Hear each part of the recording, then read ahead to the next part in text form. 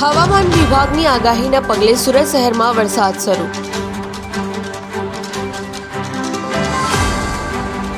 ઉધના સહિતના અલગ અલગ વિસ્તારમાં વરસાદ શરૂ। રસ્તાઓ પર પાણી ભરાવાની સ્થિતિ જોવા મળી।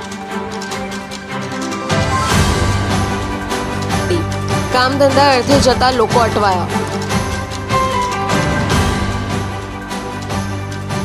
ઉધના, પાંડેસરા, ડિંડોલી સહિતના વિસ્તારમાં વરસાદ જોવા મળ્યો।